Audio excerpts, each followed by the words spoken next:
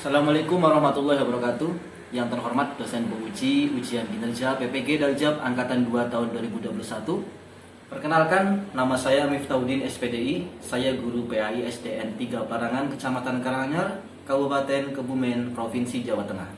Pada kesempatan kali ini, hari Senin tanggal 29 November 2021, saya akan melaksanakan praktek pembelajaran untuk memenuhi ujian kinerja PPG Daljab Angkatan 2 tahun 2021 dengan mengambil materi kisah Nabi Muhammad SAW KD 3.20 memahami kisah keteladanan Nabi Muhammad SAW untuk siswa kelas 4.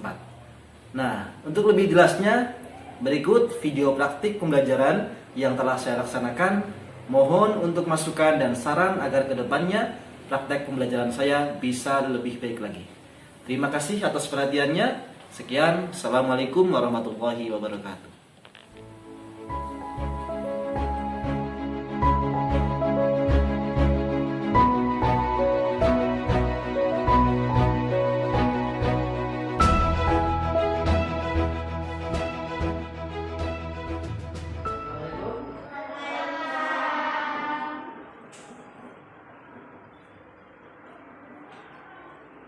Anak-anak, sebelum mulai pelajaran hari ini, marilah kita berdoa bersama-sama. Untuk hari ini, yang memimpin berdoa adalah Nabia. Siap berdoa mulai.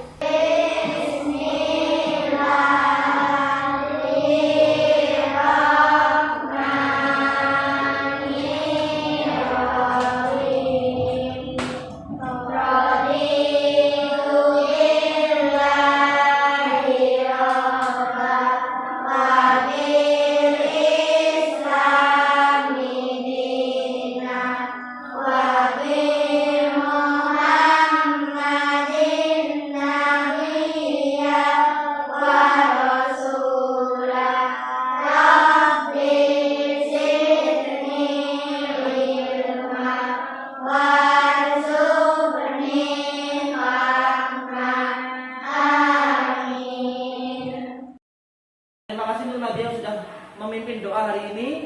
Untuk minggu depan yang memimpin doa adalah Mas Sabil, ya, yang memimpin doa untuk minggu depan. Silahkan kalian siapkan buku tulisnya dan alat tulisnya untuk kita mulai pelajaran hari ini. Silakan.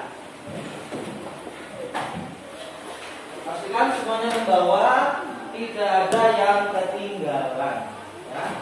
Dari buku modul, buku tulis, dan juga buku literasi kita yang akan kita baca setiap awal pelajaran. Sebagai awalan, ya. Coba semuanya bawa buku hafalannya. Coba tunjukkan ke Pak Guru buku hafalannya. Ya, bagus. Semuanya bawa ya. Baik. Kalau semuanya bawa, sekarang kita buka dari mulai niat-niat sholat, ya. Ini adalah buku literasi kita, jangan sampai ketinggalan. Karena untuk melatih hafalan kita dan juga sebagai kegiatan pembiasaan. Sudah ketemu niat sholat zuhur? Sudah. Coba kita baca bersama-sama niat sholat zuhur. A'udzubillahi minasyaitonir rajim. Bismillahirrahmanirrahim. Usalli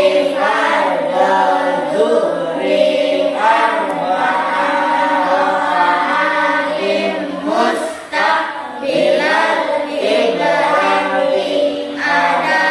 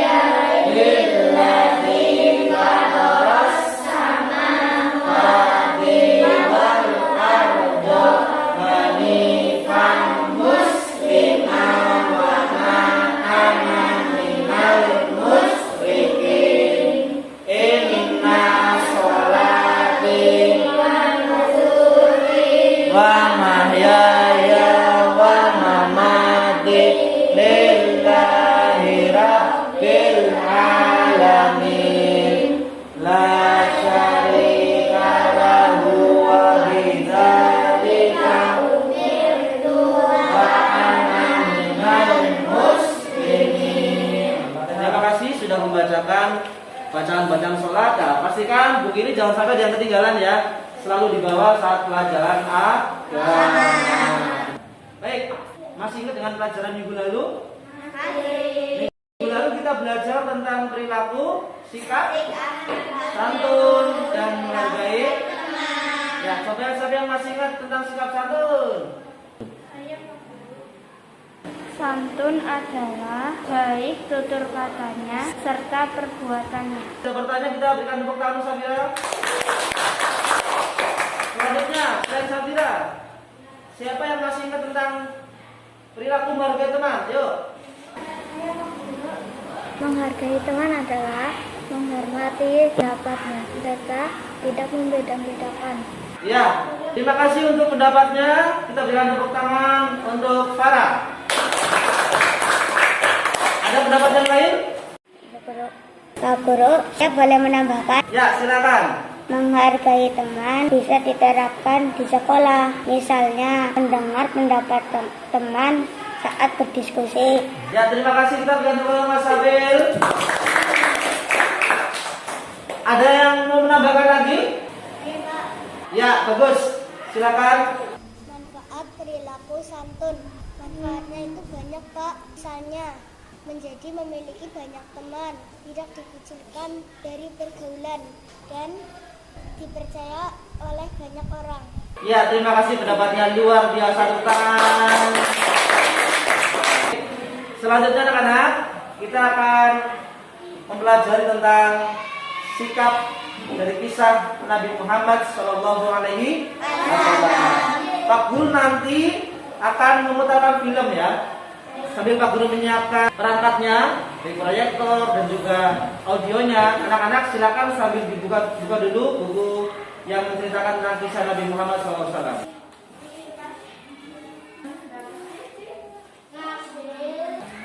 Kelihatan dengan jelas? Ya. Apa itu? Kisah keteladanan Nabi Muhammad SAW. Baik, anak-anak, apa yang akan kita pelajari hari ini? Secara umum yang akan kita pelajari hari ini itu ada dua. Yang pertama adalah kompetensi dasar 3.20, memahami kisah keteladanan Nabi Muhammad SAW. Selain itu juga 4.20, yakni menceritakan kisah keteladanan Nabi Muhammad Sallallahu Alaihi Wasallam. Tujuannya apa? Tujuannya dari pembelajaran hari ini, kamu nanti jadi tahu kisah Nabi Muhammad Sallallahu Alaihi Wasallam. Dan yang paling utama, kamu jadi bisa mencontohkan, menceritakan dari kisah-kisah Nabi Muhammad Sallallahu Alaihi Wasallam. Anak-anak, setiap mendengar nama Nabi Muhammad, kamu menjawab salawat Sallallahu Alaihi Wasallam. Begitu ya? Ya. Baik. Selanjutnya, anak-anak, sebagai pendahuluan bahwa Nabi Muhammad SAW diutus ke dunia ini itu membawa rahmat bagi seluruh alam. Nabi Muhammad dengan segala perilaku baiknya menjadi uswatun hasanah untuk seluruh umat manusia, wabil khusus umat Islam. Apa itu uswatun hasanah? Uswatun hasanah adalah contoh yang baik. Ya. Jadi kita sebagai umat Islam harus mencontoh Nabi Muhammad SAW sebagai figur yang paling kita idolakan, sebagai orang yang paling kita cintai dan paling kita dambakan akhlak dan syafaatnya untuk kita semua. Gitu ya. Baik, anak-anak, seperti biasa hari ini nanti kita akan berdiskusi. Tapi sebelumnya nanti kalian melihat film dari Pak Guru. Kalian didiskusikan bersama-sama dengan kelompokmu dan buatlah cerita tentang kisah Nabi Muhammad SAW. Setelah berdiskusi dan bercerita, nanti anak-anak menampilkan di depan untuk menceritakan kisah-kisah perjalanan dari Nabi Muhammad Sallallahu Alaihi Wasallam. Begitu ya. Nah, kelompoknya masih sama seperti yang minggu-minggu lalu. Jadi kita nggak perlu membentuk lagi, tinggal nanti langsung saja berkelompok secara tertib. Kelompok satu seperti biasa di depan, kelompok dua di sebelah sini, kelompok tiga di belakang, kelompok empat juga di belakang. Begitu? Ada pertanyaan sebelum kita lanjut? Tidak ada? Masih semangat? Masih konsentrasi? Masih. Kalau masih konsentrasi, tepuk 1, tepuk 2. Peganglah kepalamu. Peganglah, mana kepalamu? Di sini kepalamu. Peganglah hidungmu.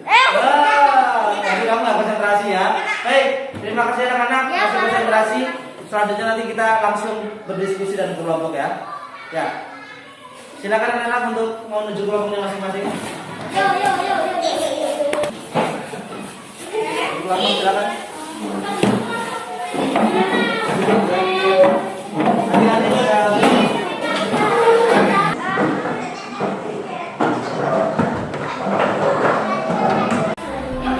anak-anak, kita simak film kisah Nabi Muhammad SAW.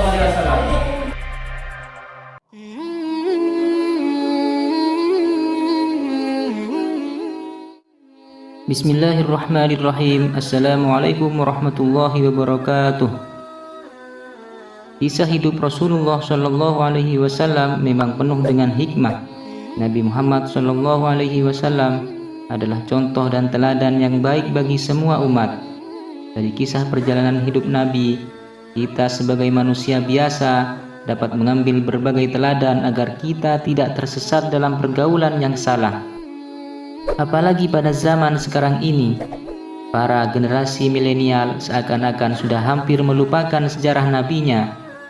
Untuk itu, pada kesempatan kali ini kami mengulas sejarah masa kecil Rasulullah Shallallahu Alaihi Wasallam.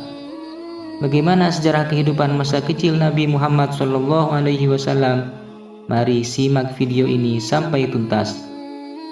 Namun sebelum lanjut, jangan lupa klik tombol subscribe untuk berlangganan serta klik tombol lonceng untuk mengaktifkan notifikasi agar tidak ketinggalan info Islami dari kami. Semoga dapat menambah keimanan dan ketakwaan kita terhadap Allah Subhanahu wa taala.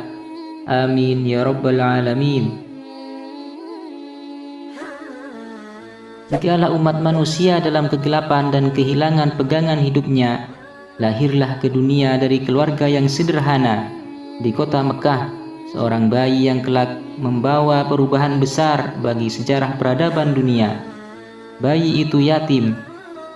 Ayahnya yang bernama Abdullah meninggal sekitar 7 bulan sebelum dia lahir. Kehadiran bayi itu disambut oleh kakeknya Abdul Muthalib dengan penuh kasih sayang, dan kemudian bayi itu dibawanya ke kaki Ka'bah. Di tempat suci inilah bayi itu diberi nama Muhammad, suatu nama yang belum pernah ada sebelumnya. Menurut penanggalan para ahli, kelahiran Muhammad itu pada tanggal 12 Rabiul Awal tahun Gajah atau tanggal 20 April tahun 571 Masehi. Adapun sebab dinamakan tahun kelahiran Nabi itu dengan tahun Gajah, karena pada tahun itu kota Mekah diserang oleh suatu pasukan tentara orang Nasrani yang kuat di bawah pimpinan Abraha, gubernur dari kerajaan Nasrani Abyssinia yang memerintah di Yaman, dan mereka bermaksud menghancurkan Ka'bah. Pada waktu itu Abraha berkendaraan gajah. Belum lagi maksud mereka tercapai, mereka sudah dihancurkan oleh Allah Subhanahu wa taala dengan mengirimkan burung ababil. Oleh karena pasukan itu mempergunakan gajah, maka orang Arab menamakan bala tentara itu pasukan bergajah, dan tahun terjadinya peristiwa ini disebut tahun gajah. Nabi Muhammad Shallallahu Alaihi Wasallam adalah keturunan dari Qusay, pahlawan suku Quraisy yang telah berhasil menggulingkan kekuasaan Khuza'ah atas kota Mekah. Ayahnya bernama Abdullah bin Abdul Muthalib bin Hashim bin Abdul Manaf bin Qusay bin Kilab bin Murrah dari golongan Arab Banu Ismail. Ibunya bernama Aminah binti Wahab bin Abdul Manaf bin Zuhrah bin Kilab bin Murrah. Sudah menjadi kebiasaan pada orang-orang Arab kota Mekah, terutama pada orang-orang yang tergolong bangsawan, menyusukan dan menitipkan bayi-bayi mereka kepada wanita badiah atau dusun di padang pasir, agar bayi-bayi itu dapat menghirup hawa yang bersih, terhindar dari penyakit-penyakit kota, dan supaya bayi-bayi itu dapat berbicara dengan bahasa yang murni dan fasih. Demikianlah halnya Nabi Muhammad SAW. beliau diserahkan oleh ibunya kepada seorang perempuan yang baik, Halimah Sa'diyah dari Bani Sa'ad, kabilah Hawazin. Tempatnya tidak jauh dari kota Mekah. Di perkampungan Bani Sa'ad inilah Nabi Muhammad SAW diasuh dan dibesarkan sampai berusia 5 tahun. Sesudah berusia 5 tahun, Muhammad SAW diantarkannya ke Mekah kembali kepada ibunya Siti Aminah. Setahun kemudian, yaitu sesudah ia berusia kira-kira 6 tahun, beliau dibawa oleh ibunya ke Madinah bersama-sama dengan Ummu Aiman, cahaya peninggalan ayahnya. Maksud membawa Nabi ke Madinah pertama untuk memperkenalkan ia kepada keluarga neneknya Bani Najjar, dan kedua untuk menziarahi makam ayahnya. Mereka tinggal di situ kira-kira 1 bulan, kemudian pulang kembali ke Mekah. Dalam perjalanan mereka pulang, pada suatu tempat, Abwa namanya, tiba-tiba Aminah jatuh sakit sehingga meninggal dan dimakamkan di sana. Abwa ialah nama sebuah desa yang terletak antara Madinah dan Juhfah, kira-kira sejauh 23 mil di sebelah selatan kota Madinah.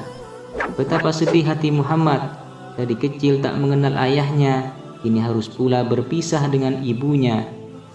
Setelah selesai pemakaman ibundanya, Nabi Muhammad SAW segera meninggalkan kampung Abwa itu, kembali ke Mekah dan tinggal bersama-sama dengan kakeknya Abdul Muthalib.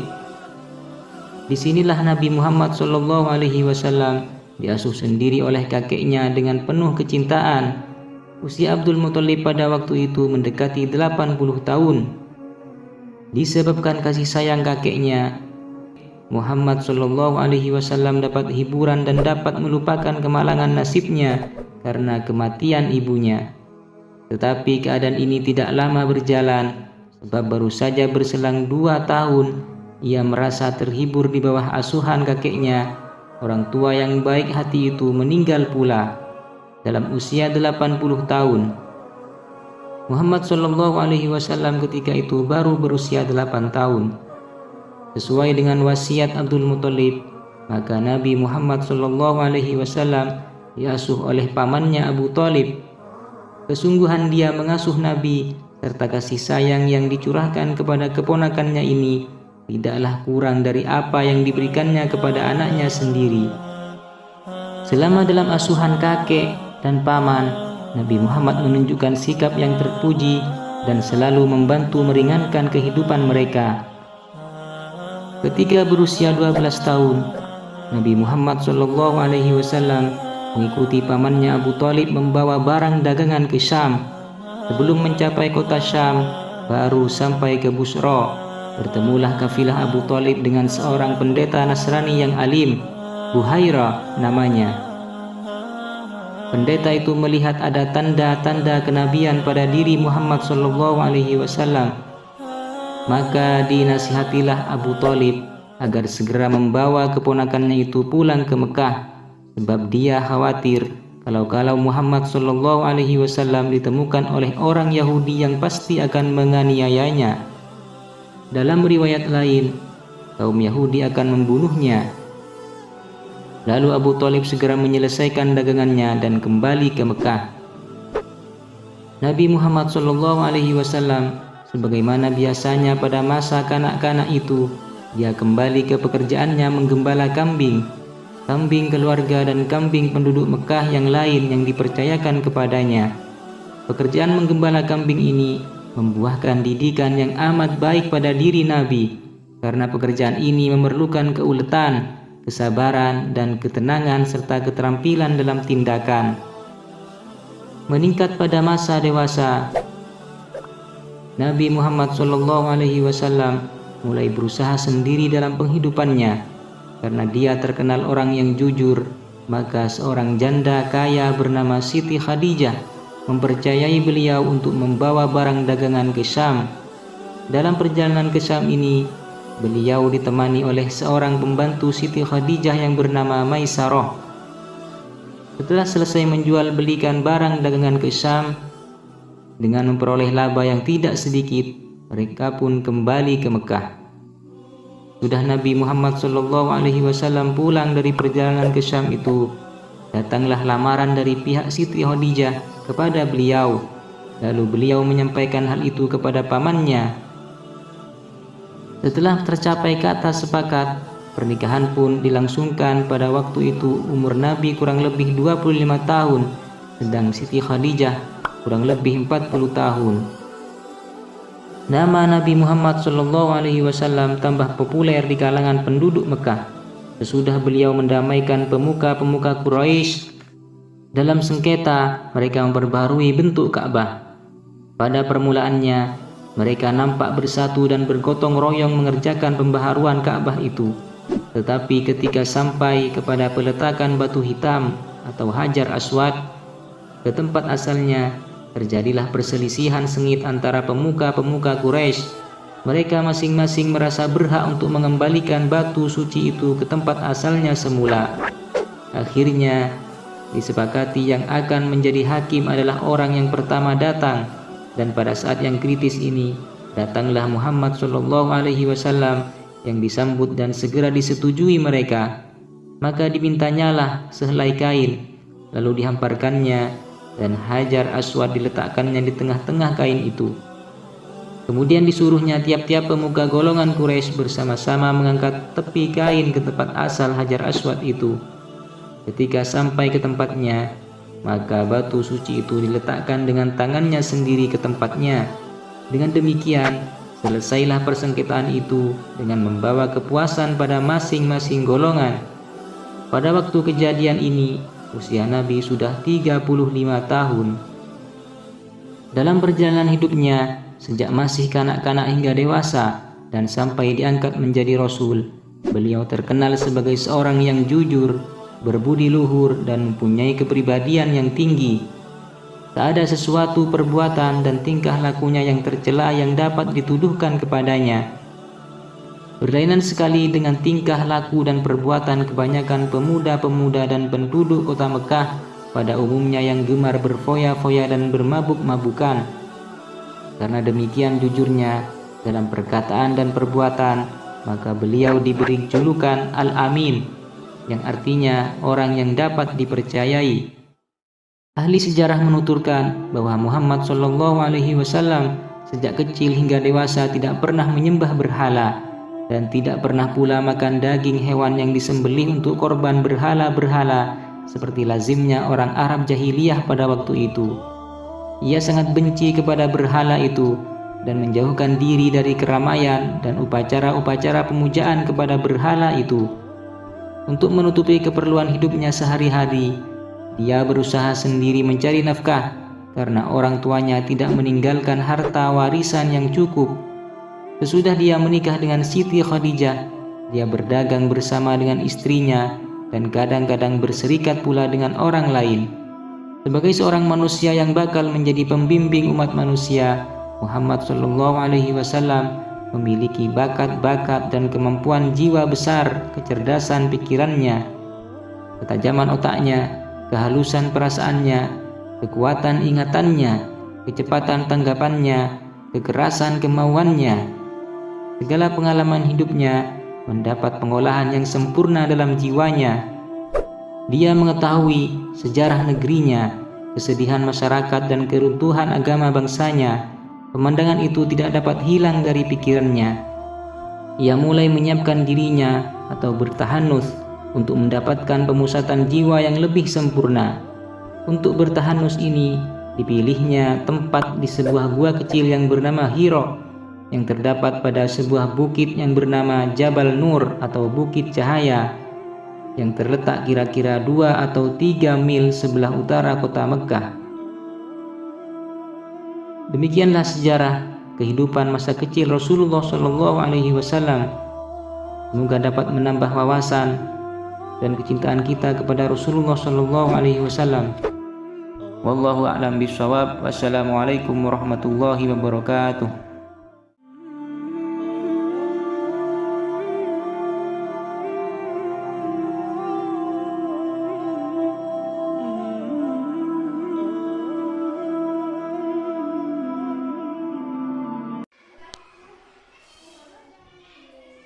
Setelah menonton film tadi, kalian tugas selanjutnya adalah berdiskusi. Kelompok pertama, diskusikan dan tulislah cerita kisah Nabi Muhammad SAW ketika lahir. Kelompok kedua, diskusikan dan tulislah cerita kisah Nabi Muhammad SAW ketika masih kecil. Begitu ya? Nah, kelompok tiga, diskusikan dan tulislah cerita kisah Nabi Muhammad SAW ketika remaja. Dan terakhir, kelompok empat, diskusikan dan tulislah cerita kisah Nabi Muhammad SAW ketika diangkat menjadi Rasul. Paham? Ada pertanyaan? Tidak ada? Sebagai keterangan saja dari video yang tadi kamu lihat, bahwa Nabi Muhammad SAW harus kita jadikan sebagai idola kita semua, khususnya kita sebagai umat Islam. Begitu? Silakan saat berdiskusi, semuanya diharap untuk berdiskusi dengan baik, dengan kompak, dan pastikan tidak ada yang pasrah dengan kelompoknya. Semuanya harus aktif. Nanti Pak Guru sambil menilai, keliling untuk memantau hasil diskusinya. Kalau ada kesulitan, tanyakan ke Pak Guru. Begitu ya. Baik, selamat berdiskusi.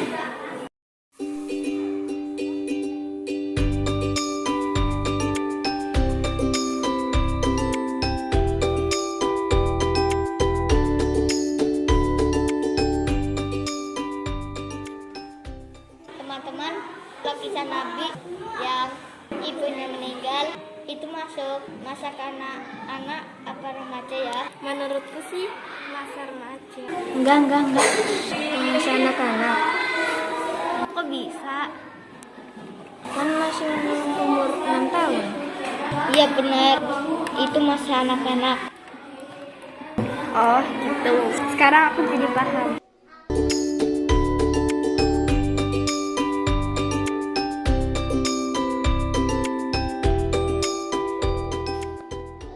Teman-teman, ini yang nama Halimah, itu ibunya atau pengasuhnya ya? Aku bingung. Kayaknya itu pengasuhnya deh. Gimana menurutmu Farah? Ya, aku setuju.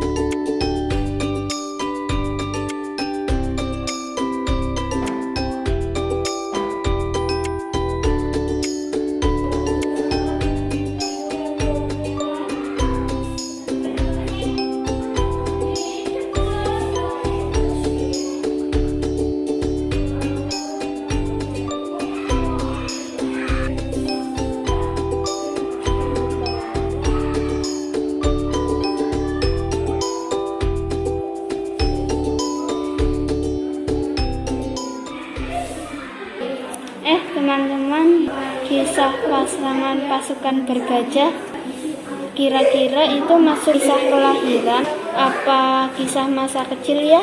Gimana Bil, menurutmu Bil? Kayaknya masuk kisah kelahiran. Jadi kisah kelahiran ya? Iya juga sih. Jadi kita tulis ya.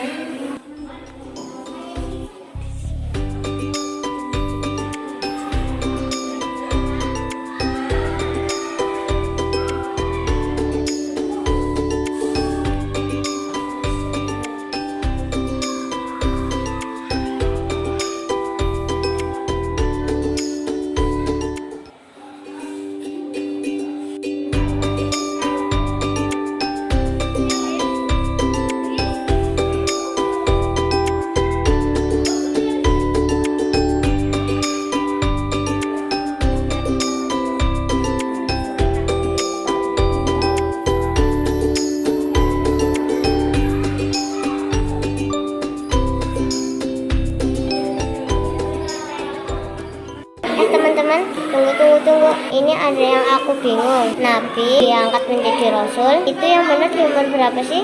35 apa 40? Tadi di video apa ya? Aku lupa. Zin. Apa? Lalu diangkat menjadi rasul umur berapa sih? Aku juga lupa tadi. Pak, kita cek di buku.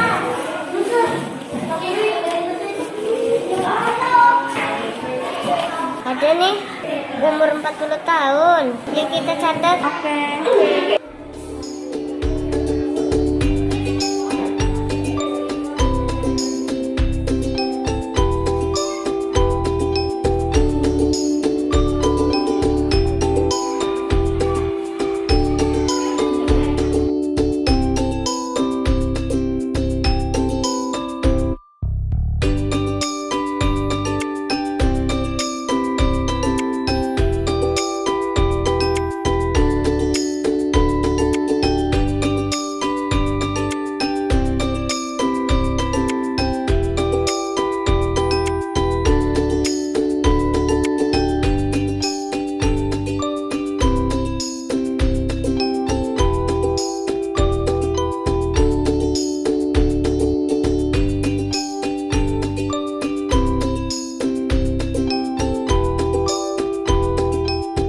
Anak-anak sudah selesai diskusinya?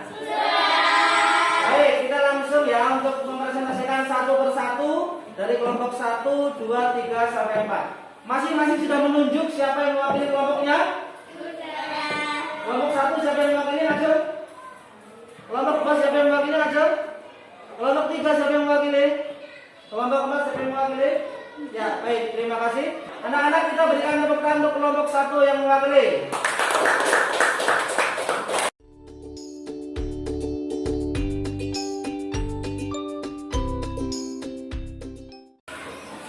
Kisah Nabi Muhammad SAW saat lahir.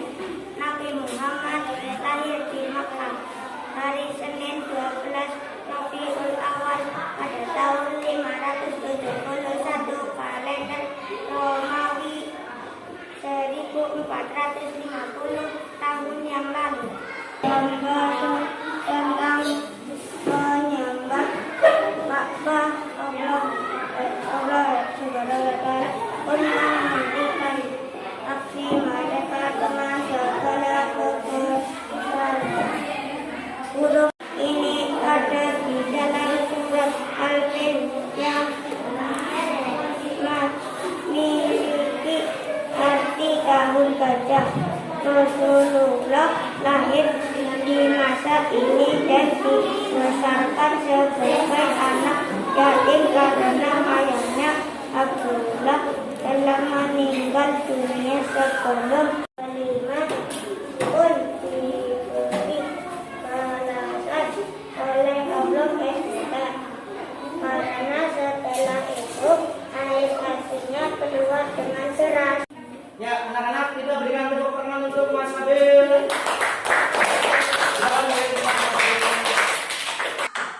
Kelompok 2 silakan untuk maju.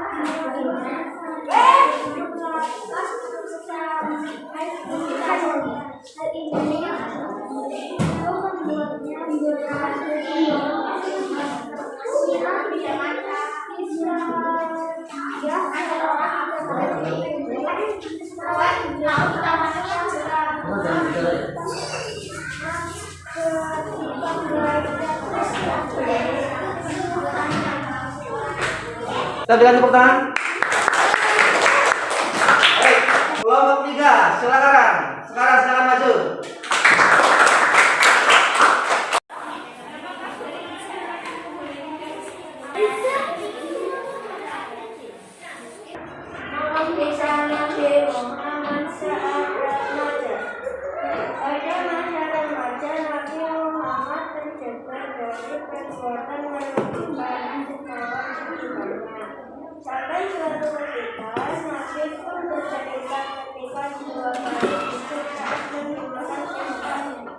kawin Nabi sama Khadijah. Rasulullah justru menutup telinganya sampai tidur dan terbangun esoknya. Setelah itu, aku tidak pernah lagi melihat mengikuti perbuatan itu. Muhammad yang berusia 20 tahun di Mekah dan sebagai peristiwa berbicara antara kabilah Quraisy melawan Quraisy dan Al-Yad. Menjelang usia Nabi Muhammad yang dewasa, membuatnya semakin menekuni dunia bisnis.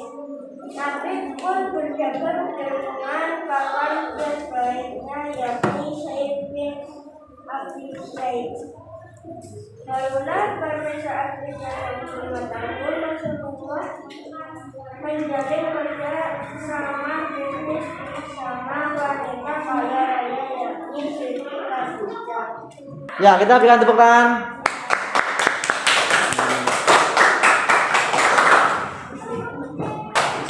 Kelompok 4 silakan maju.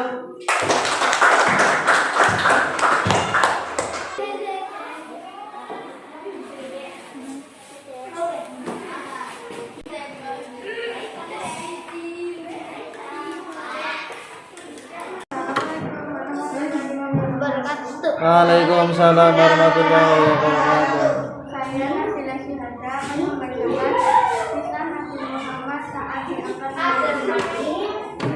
Sebelum menjadi rasul, Nabi Muhammad sudah mendapatkan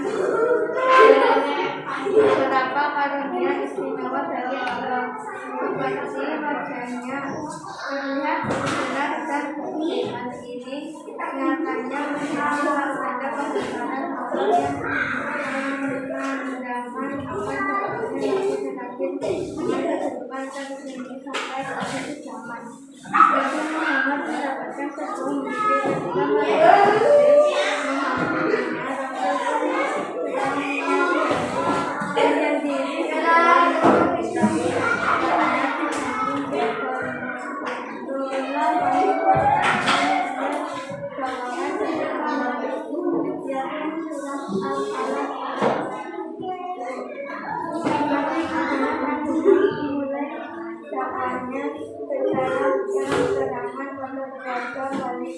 ketika halaman kami hanya oleh jemaah yang baik menandakan dan menunjukkan beriman kepada Allah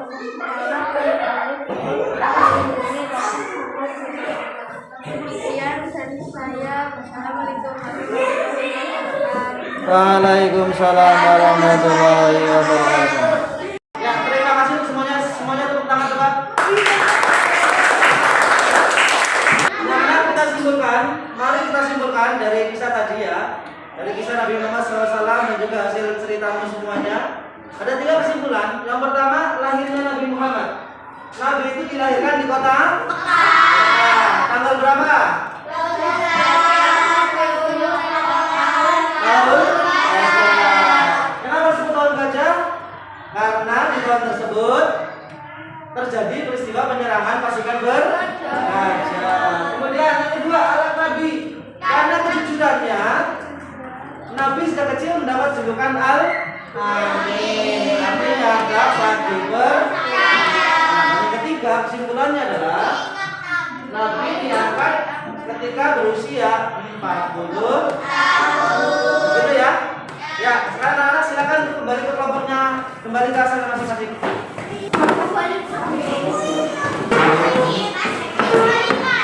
Anak-anak, setelah kalian berdiskusi, kemudian bercerita di depan, menyampaikan pendapatnya masing-masing, tadi koreksi dari Pak Guru adalah beberapa anak-anak ceritanya masih belum lengkap. Misalnya ketika masih kecil, tidak diceritakan bertemu dengan pendeta Bufairo seperti di film. Kemudian juga mendapat julukan Al-Amin juga tadi ada yang belum menyampaikan. Silakan yang belum lengkap nanti dilengkapi lagi di rumah ya. Nah, sebagai akhiran, setelah tadi Pak Guru menyimpulkan, selanjutnya evaluasi dari Pak Guru. Ada 2 evaluasi. Yang pertama adalah kerjakan ini soal Google Form untuk mengetahui sejauh mana pemahaman kalian tentang kisah Nabi Muhammad SAW. Yang kedua, anak-anak silahkan untuk melakukan penilaian diri dan juga penilaian antar teman. Nanti linknya juga akan sama Pak Guru kirimkan lewat Google Form. Jadi siap-siap dicek di grup WhatsApp kalian untuk nanti dikerjakan secara mandiri di rumah. Ya. Kenapa nggak di sekolah Pak? Karena waktu kita terbatas. Setelah ini kita bagian kelompok 2, begitu ya.